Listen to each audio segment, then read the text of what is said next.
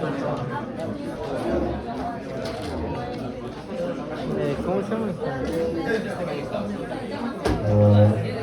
Vale, entonces, como está viendo en este tema 2, en primer lugar las propiedades elementales que vamos a determinar cuando vayamos a hacer una obra en un suelo. Las primeras propiedades que se determinan pues son estas que hemos estado viendo, que son primero los pesos específicos.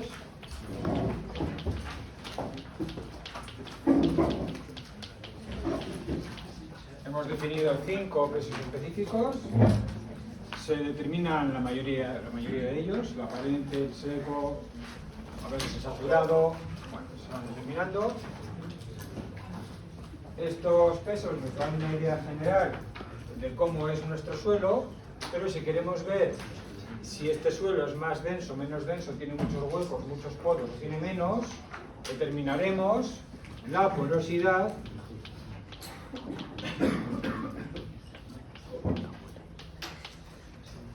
y el índice de huecos. Bueno, una vez que determinemos uno, el otro es inmediato, como vamos a ver.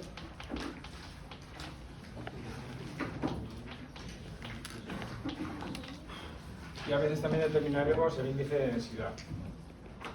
Y por último, para ver qué cantidad de contenido en agua tenemos en nuestro suelo, determinamos las últimas dos propiedades, que son la humedad natural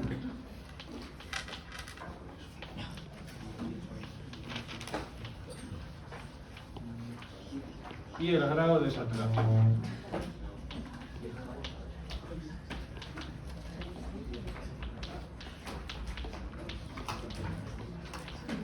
Bueno, entonces estas son las propiedades elementales de suelos que determinaremos, bueno, pues si no todas, muchas de ellas en el laboratorio. Vale, estas propiedades se están refiriendo a un suelo y por lo tanto no son independientes entre sí, están relacionadas. Y entonces, bueno, pues aquí tenemos una tabla en la que podemos ver algunas, porque hay muchas, relaciones entre las diferentes propiedades de suelos. ¿Cómo se lee esta tabla?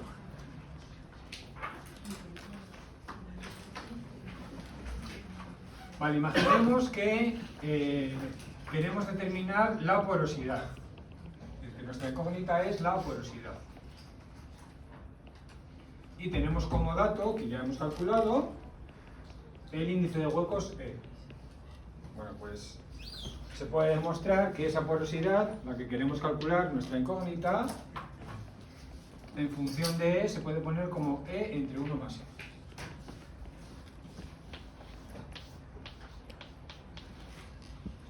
¿Esto cómo se puede demostrar?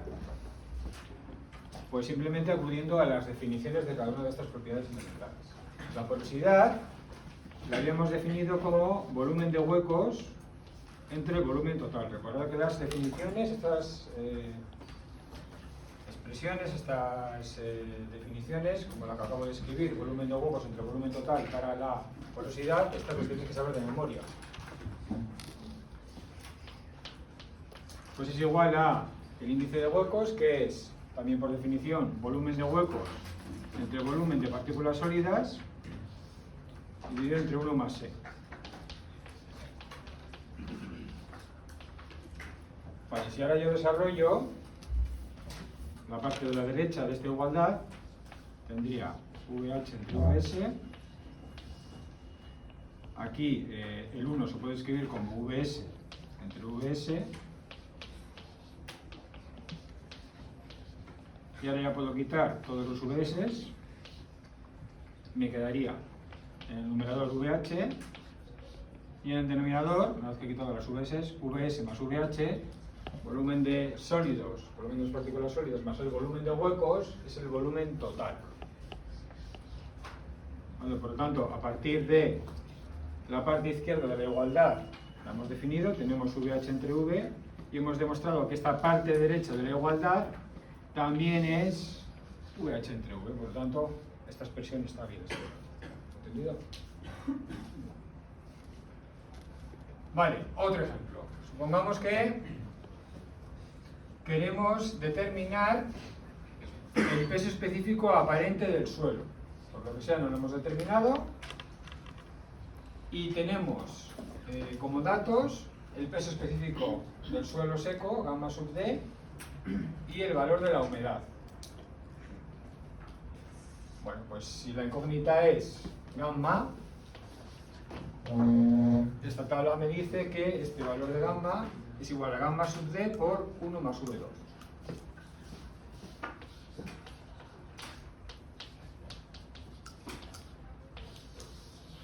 Bueno, y así con todas las expresiones que tenemos ahí, ¿vale? Por ejemplo, la de aquí abajo. Si queremos calcular el grado de saturación,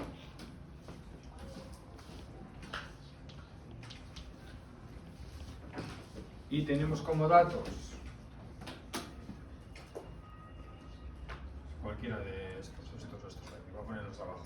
WS, o sea, el peso específico de las partículas sólidas, la humedad natural y el índice de huecos, pues se puede escribir que eso es W entre E por gamma S entre gamma W. Estas fórmulas que están en esta tabla no hay que aprendérselas de memoria. Se pueden utilizar porque será un dato que tenemos cuando vayamos a hacer los ejercicios. Estas no hay que aprenderse de memoria, pero sí hay que aprenderse, como he dicho ya varias veces, las definiciones. En este caso hemos utilizado la definición de porosidad y la definición de índice de huecos. ¿Vale? Vamos a hacer lo mismo con aquella.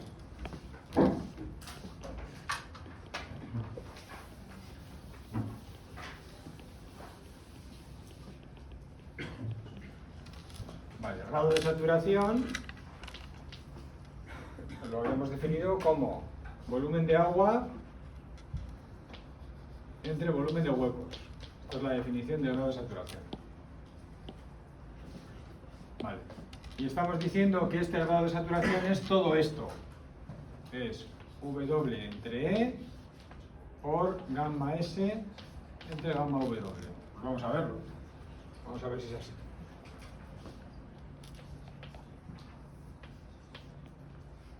Entonces vamos sustituyendo. La humedad natural, decíamos que era la masa de agua o el peso de agua entre el peso de sólidos. Peso del agua, esta es W mayúscula, entre el peso de las partículas sólidas. Definición de humedad natural. El índice de huecos es volumen de huecos entre volumen de partículas sólidas. Acabamos de poner ahí.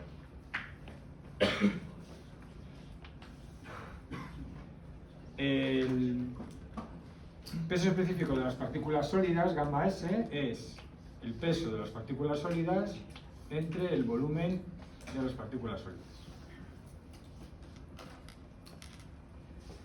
Y el peso específico del agua, será el peso del agua entre el volumen del agua. El peso del agua entre el volumen del agua. Si yo aquí empiezo a quitar cosas, a simplificar, simplifico el peso de las partículas sólidas, puedo simplificar también el peso del agua, puedo simplificar también el volumen de las partículas sólidas y me queda volumen de agua entre volumen de huecos. A partir de este producto de estas cuatro propiedades hemos llegado a la definición de grado de saturación. Por lo tanto, el grado de saturación se puede poner como esto de aquí. ¿Entendido? ¿Alguna pregunta?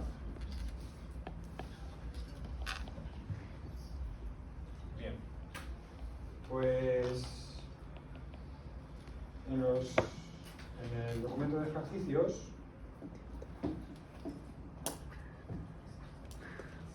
tenéis el primer ejercicio, trata de eso, lo que acabo de hacer yo, de coger diferentes expresiones que hay en esa tabla de relaciones u otras y comprobar que son ciertas, como acabo de hacer. ¿Vale?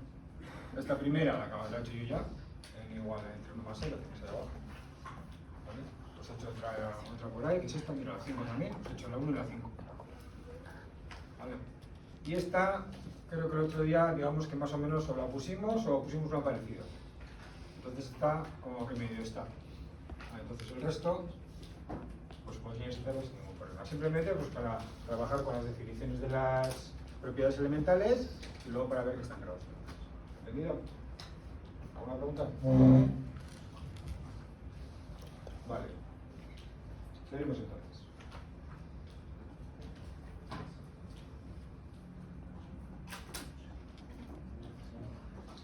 Por último, ¿qué más propiedades de suelos, propiedades elementales, son importantes en el ámbito en el que estamos, en la ingeniería civil? Bueno, estas que acabamos de terminar, pues se calculan siempre o casi siempre. Entonces estas, pues lo habitual es tenerlas. Si no todas, pues una gran cantidad de ellas.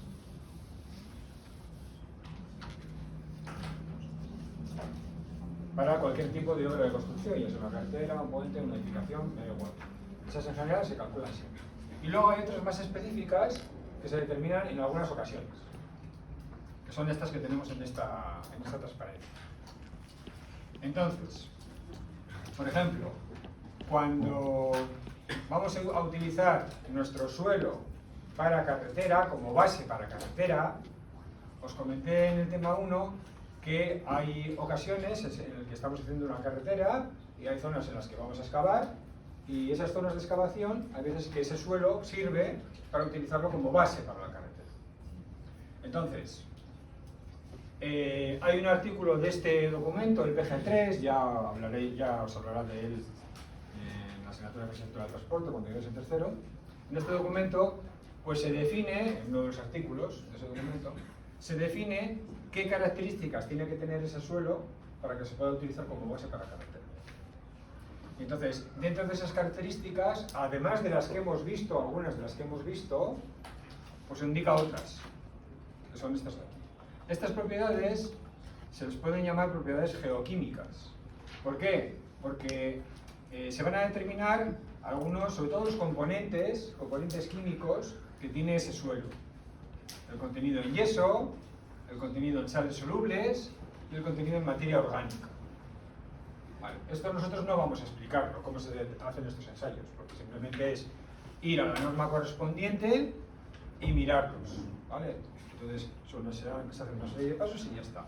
Son ensayos, sobre todo, como he dicho, son geoquímicos, entonces normalmente esto se hace en un laboratorio de química. ¿Vale? Entonces, bueno, tampoco vamos a entrar en mucho detalle, porque mucho de ello es cómo reaccionan con una serie de compuestos. Vale, entonces, simplemente, sin más, estos datos tendremos que pedirlos al laboratorio de química, o si en su momento pues toca trabajar ahí, pues habrá que aprender cómo se hace, ¿vale? Nosotros lo vamos a explicar, pero sí vamos a saber que esto existe y que lo utilizaremos.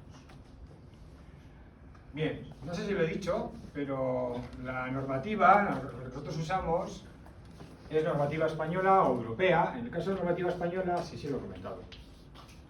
UNE es una norma española, por eso se abrevian así, todas las normas españolas se llaman así, una norma española.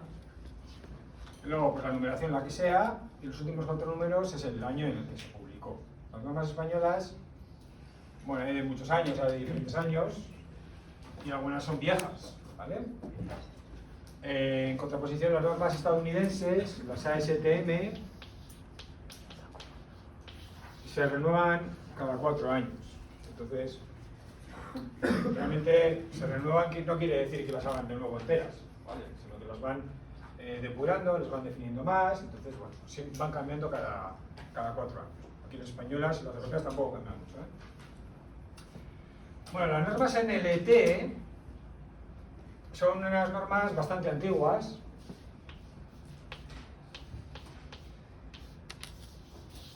que son específicas para carreteras. No solo para suelos para carreteras, sino que para otro tipo de cosas, ¿no? Son ensayos específicos, pero solo para carreteras. Estos son del 99, pero hay otros que son mucho más antiguas, ¿vale? La numeración es, el número es el 114 o el 115, es la numeración de la norma, y luego el 99 es el año en el que se publicó. Bueno, no son normas muy complicadas, suelen tener 3-4 páginas como mucho. Y bueno, pues estas normas también se utilizan, ¿vale? Igual que las UNE, las ASTM, las NLT, son normas que se utilizan aquí para el ámbito nuestro, ¿vale? Bueno, pues estas son específicas de carretera y, como digo, son ensayos geoquímicos. Y luego estas otras dos también son propiedades geoquímicas. Lo que pretenden es determinar es la agresividad química de nuestro suelo. ¿Por qué esto es importante? Pues porque cuando se hace pues, un puente o cuando se hace una edificación, vamos a poner el caso de una edificación porque es más fácil de ver. La edificación, como esta que tenemos aquí, hay una parte de ella que está bajo tierra. Esto ya comenté, que algunos le llaman la subestructura, porque está debajo de la tierra, debajo de la superficie del terreno, ¿vale? Esta subestructura pues puede estar formado por los sótanos del edificio si los hubiera, y sobre todo por la cimentación.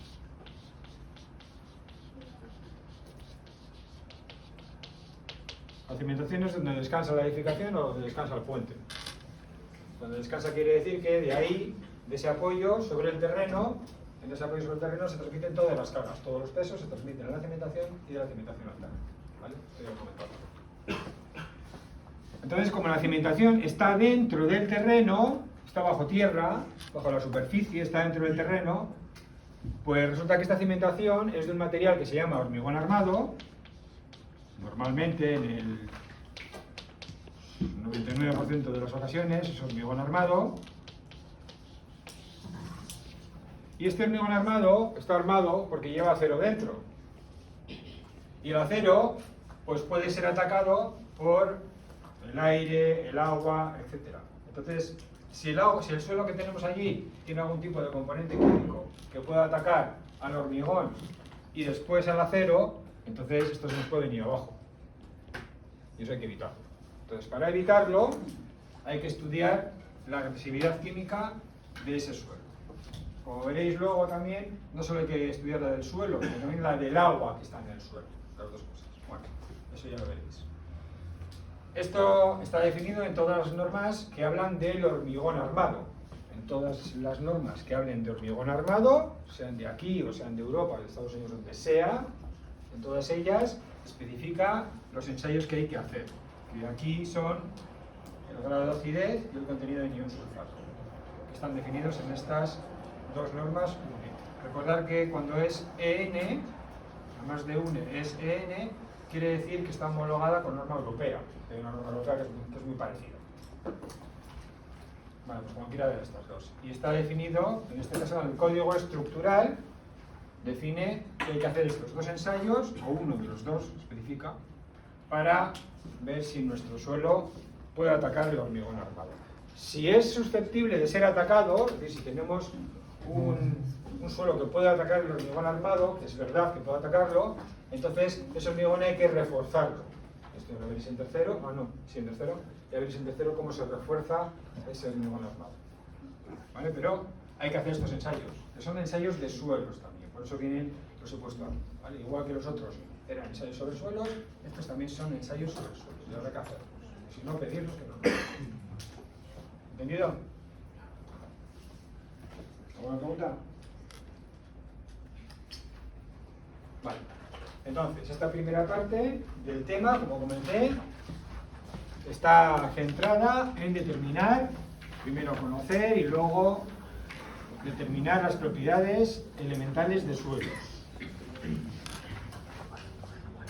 La segunda parte sería de rocas y macizos rocosos. No vamos a ver la segunda parte, sino que vamos a hacer, antes de pasar a la segunda parte, vamos a hacer algún ejercicio para familiarizarnos con todas estas propiedades y todas estas definiciones. Entonces vamos a hacer el ejercicio 2.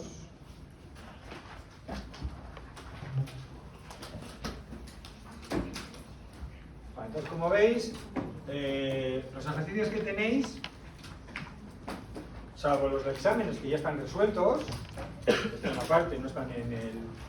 Bueno, hay un apartado que pone exámenes resueltos. Siempre están con el enunciado y luego, pues aquí tenemos 6 preguntas, aquí están las respuestas debajo, las respuestas a las preguntas, la respuesta final. ¿Vale? El desarrollo no está algunos haremos aquí y otros tendréis que hacer pues, fuera de aquí. Pero podréis comprobar si el resultado da bien o no da bien. ¿Vale? Bien, pues entonces empezamos con el ejercicio 2.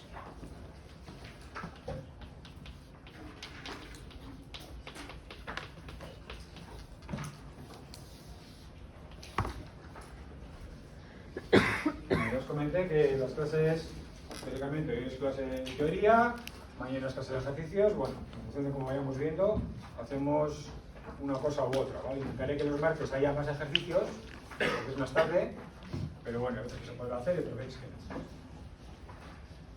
Vale, entonces, empezamos. Nos dicen que se ha tomado, que se ha ido a la obra donde vamos a hacer esa construcción, la que sea, se ha ido a esa zona y se toma una muestra de suelo cuyo volumen es 14,25 centímetros cúbicos. El volumen del suelo lo representábamos por la letra V.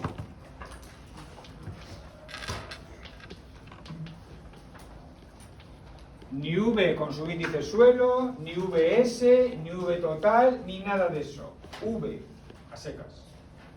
Que luego nos liamos. Y entonces nos dicen que esa muestra de suelo, en su estado natural, quiere decir cuando la hemos cogido, se refiere a su estado natural, no ha sido modificada, sino simplemente la hemos cogido, la hemos llevado al laboratorio. Por eso muchas veces se habla del terreno natural, igual que se habla de humedad natural. ¿Sí? La humedad del terreno en su estado normal, cuando hemos ido a cogerlo, en su estado natural. Bueno, nos dicen que esa masa son 27,35 gramos.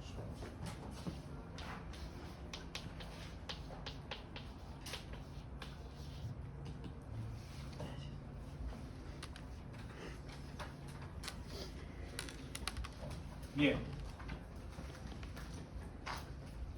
Entonces se coge esa muestra de suelo con esa masa y ese volumen, ya tendríamos la densidad, ¿no? Porque densidad sería directamente masa entre volumen, ¿no? Si quisiéramos calcularlo. Pues nosotros no calculamos densidades, calculamos pesos específicos. Entonces tendríamos que multiplicar por la gravedad, decíamos, ¿vale? Bueno, ya vamos a ir haciendo.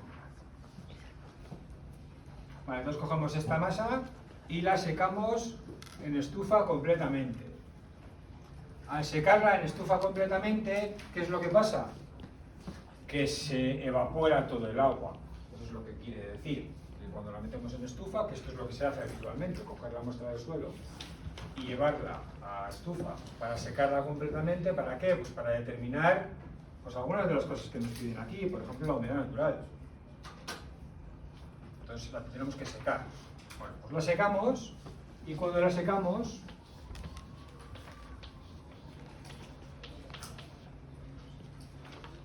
resulta que ahora la masa son 22,94 gramos.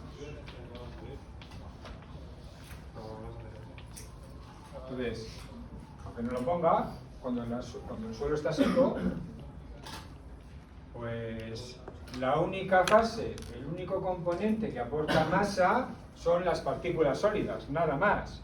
Por lo tanto, una vez secado, esta masa realmente es la masa de las partículas sólidas, porque ya no hay agua. ¿Vale? Bien.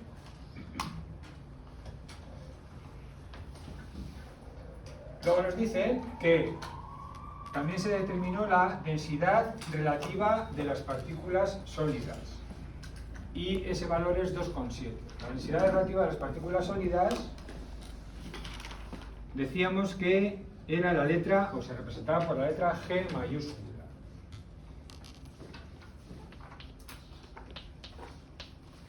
Densidad relativa de las partículas sólidas, que era ρ sub S entre ρ W, bueno, esto ya lo contamos. Vale. Esto es así real, ¿eh? O sea, esto es así, esto se hace así. Cogemos una muestra de suelo, medimos su masa y su volumen, después la secamos. Este dato os comenté que si no se hacía se podía tomar 2,7. Pues esto es lo que se hace habitualmente, con cualquier muestra de suelo. Vale, y ahora empiezan las preguntas. Vamos a poder determinar todo esto. peso específico de las partículas sólidas, de la muestra seca, porosidad índice de huecos. ¿Vamos a poder determinar todo esto? Sí. Solo con estas 4 cosas que tenemos aquí es suficiente para determinar absolutamente todas las propiedades elementales que necesitamos en un suelo. Vale, entonces, vamos a ir viendo cómo se va haciendo cada cosa. ¿Entendido el enunciado? Vale. Pues empezamos.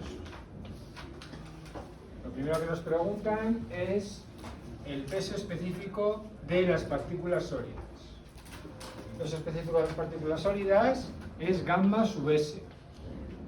Lo representamos por gamma sub S. Por definición, era el peso de las partículas sólidas entre el volumen de las partículas sólidas. Pero habíamos dicho que no se determinaba así.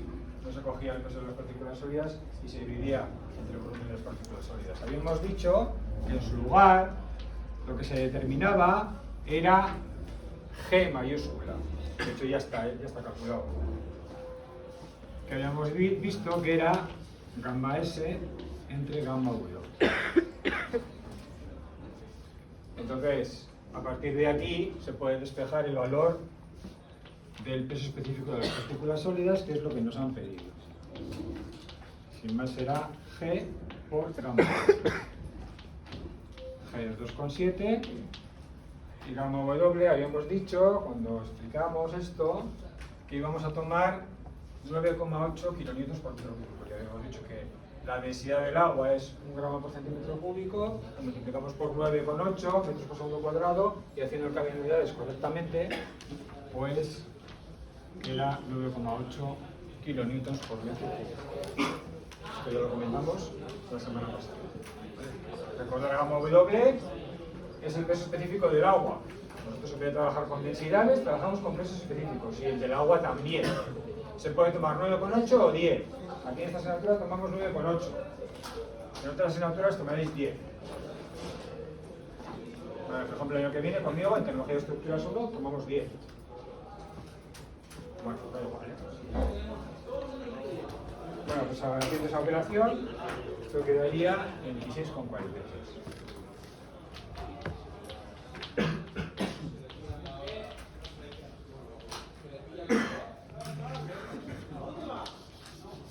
¿Vale? ¿Alguna pregunta? Segundo, peso específico aparente de la muestra.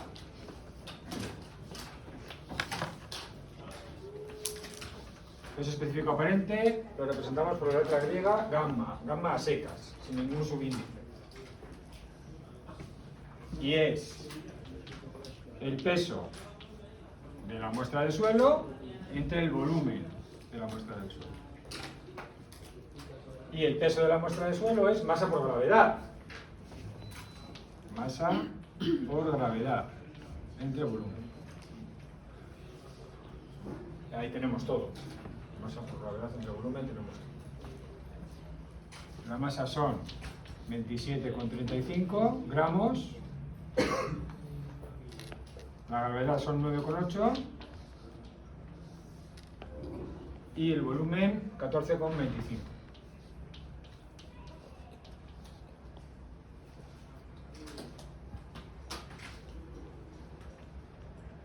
Estoy multiplicando gramos por metro entre segundo al cuadrado y dividiendo entre centímetros cúbicos. ¿Vale? Voy a hacer el cambio de unidades para ver qué nos da eso. Recordar que los pesos específicos de suelos los representamos por las unidades que utilizamos son kilonewtons por metro cúbico. Entonces voy a hacer el cambio de unidades, solo lo voy a hacer aquí en este ejercicio, ¿eh? Y no hay que hacerlo. Cuando se ponga un ejercicio de estos, no hay que hacer el cambio de unidades. Ya os explicaré por qué. Ahora vais a ver por qué no hay que hacer cambio de unidades. Vale, entonces, quiero que me dé kilonewtons entre metro cúbico, ¿vale? Entonces, primero paso los gramos a kilogramos. 1000 gramos son 1 kilogramo, ¿vale? me quito los gramos. Bueno, el 1 me lo puedo quitar, bueno, lo voy a dejar para que quede más claro. Vale.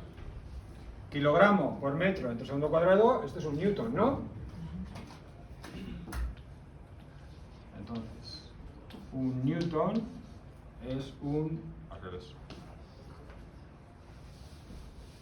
Un newton es un kilogramo por metro entre segundo cuadrado.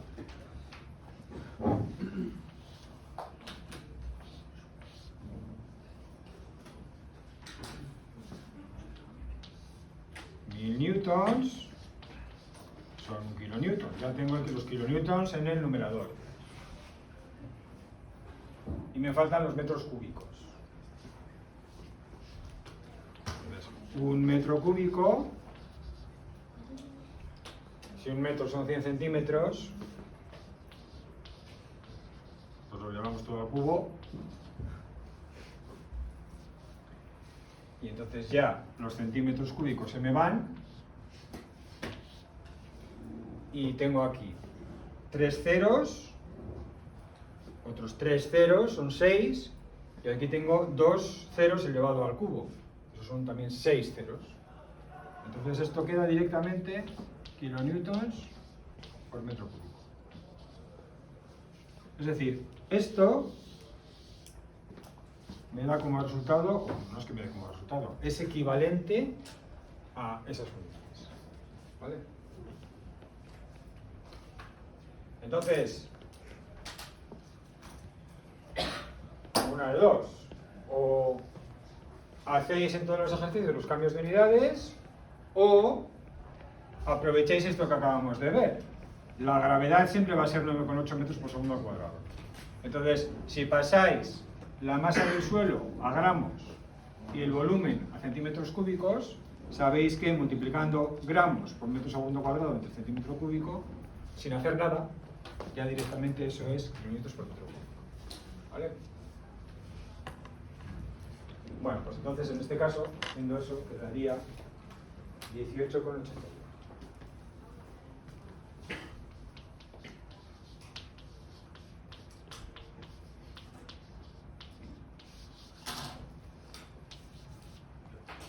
¿Alguna pregunta?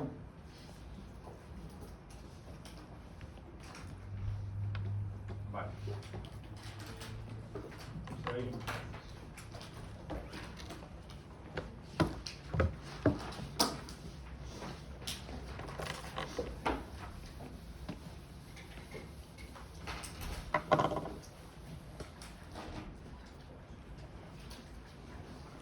Bueno, entonces, el primer resultado que he obtenido es 26,46, ¿no? 26,46 kilómetros por metro cúbico. Luego el peso específico aparente, 18,81.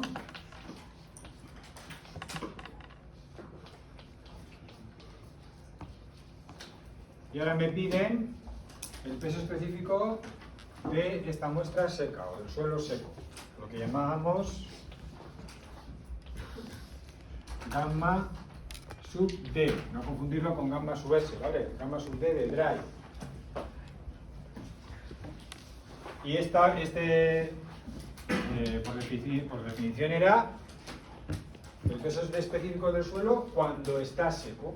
Esa era la definición, el peso específico del suelo cuando está seco. Entonces será el peso del suelo seco, el peso del suelo cuando está seco, dividido entre el volumen. El peso del suelo cuando está seco solo lo aportan las partículas sólidas. Estas de aquí. Sabemos su masa, porque cuando hemos pasado por la estufa, lo hemos secado completamente. Entonces,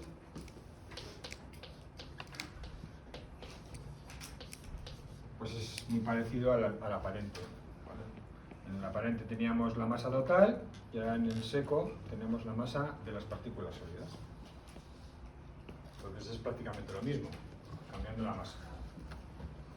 Entonces esto quedaría 22,94 por 9,8 entre 14,25 queda 15,78.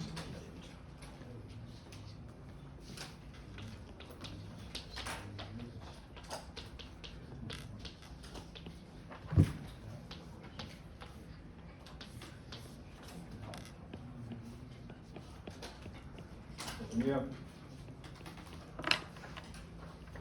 Vale, lo pongo aquí, gamma sub D, 15,78 kilómetros por hora. Siguiente.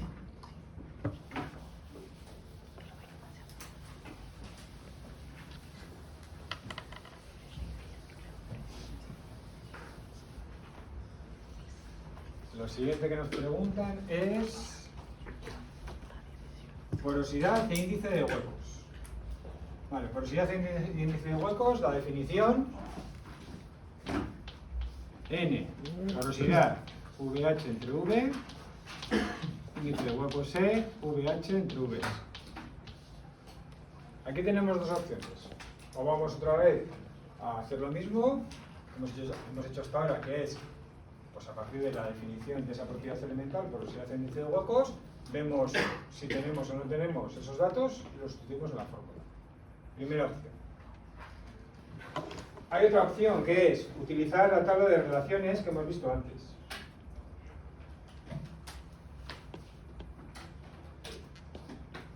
Esta de aquí. Esta se puede empezar a utilizar cuando ya tenemos algún dato. Evidentemente, desde el principio, si no tenemos ningún dato, no se puede utilizar. Pero ahora ya tenemos 3 datos ya calculados: gamma S, gamma y gamma D. Entonces, a partir de ahí, igual, podemos determinar la porosidad y el índice de huecos. Entonces, por ejemplo, si os fijáis aquí, porosidad y índice de huecos, se pueden poner en función de gamma S y gamma D. Estos dos datos los tenemos, gamma S y gamma D. Pues entonces vamos a utilizarlo. Entonces, porosidad, gamma S menos gamma D entre gamma S.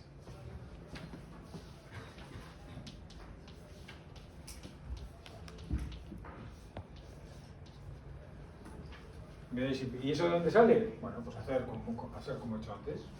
Sustituir gamma S, gamma D en esa expresión, desarrollarla y a ver si os da la definición de porosidad. Si os da es que está bien. Pero está bien, ¿eh? Vale, pues entonces simplemente sustituimos los valores y ya está, ¿no? Gamma sub S, 26,46. Gamma sub D, 15,78. Gamma sub S, 26,40.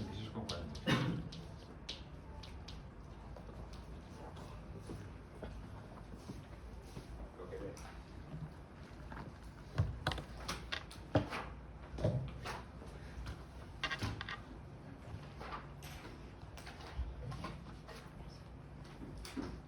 Pero coma 404.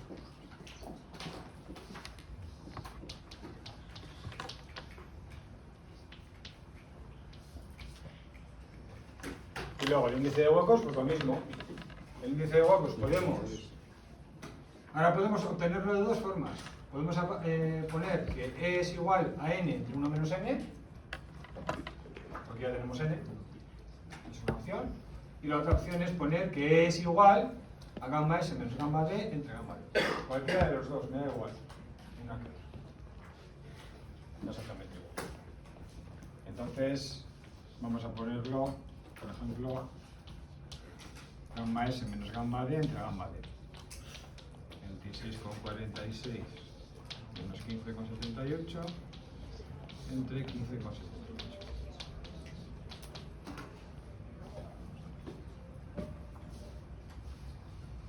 Pero gamma 677.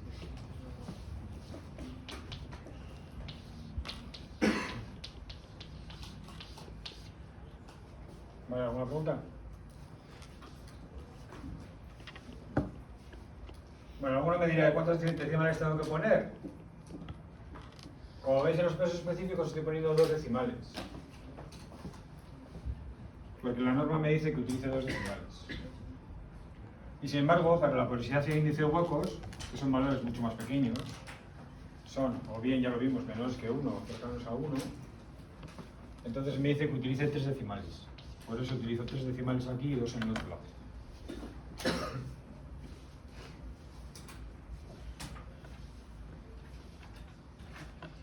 Bien, siguiente. Lo siguiente que nos preguntan son pesos específicos saturado y sumergido. Apartado 5.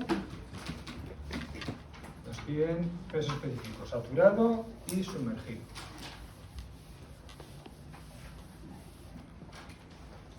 Voy a seguir escribiendo. N es 0,404 e igual a 0,677. Apartado 5, peso específico saturado, peso específico sumergido. Y aquí sí, ya con 5 datos que tenemos que ir a la tabla de relaciones.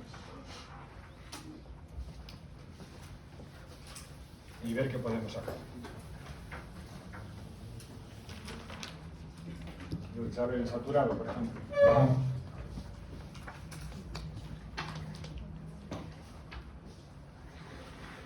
Saturado lo tenemos aquí, por ejemplo, como incógnita. Y si conocemos gamma sub d, n y gamma w, pues ya está, lo conocemos todo.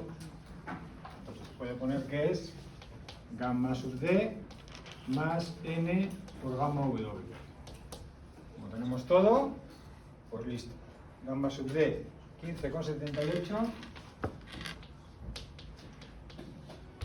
más n 0,404 por gamma w, que es 9,8. Ese valor lo tenéis que saber, del peso específico del agua, 9,8 kilómetros por metro cúbico, lo sabéis. Igual que sabéis la densidad, que es 1 gramo por centímetro cúbico, pues el peso específico es 9,8 kilómetros por metro cúbico. Bueno, haciendo eso quedaría 19,73.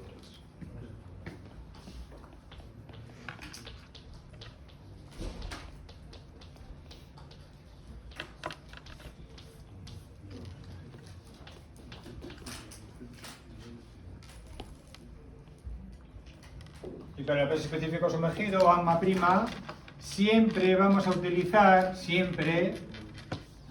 la expresión gamma saturado menos peso específico del agua. Siempre utilizamos eso. Peso específico saturado menos el peso específico del agua. Como saturado lo acabamos de calcular, 19,73 menos 9,8, esto da 9,97.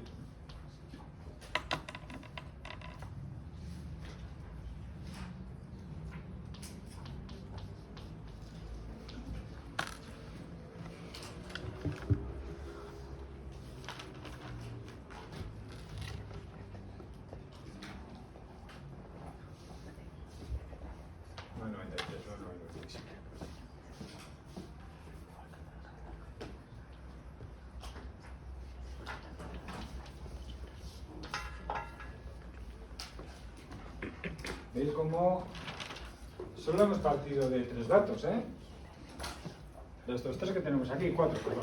El volumen, la masa del suelo seco y la densidad relativa de las partículas sólidas. A partir de esos 4 datos podemos obtener todas las propiedades elementales. Nos falta alguna todavía, pero los pesos específicos ya hemos calculado los 5. 3 más 2. Por velocidad de índice de huecos también. Hemos obtenido el índice de densidad porque recordad que para el índice de densidad había que hacer otros 2 ensayos adicionales, eso no está hecho. Pero eso digamos que no es una propiedad elemental, es una propiedad derivada, que necesita algo más. Pero de estas hemos obtenido ya todo, con los 4 datos. Bueno, lo último que nos preguntan es, pues, ¿qué pasa con el agua? ¿Cuánto agua hay en ese suelo? Humedad natural y grado de saturación. Apartado 6. Humedad natural y grado de saturación. Venga, intentadlo. A partir de esta tabla, o las definiciones, como veis.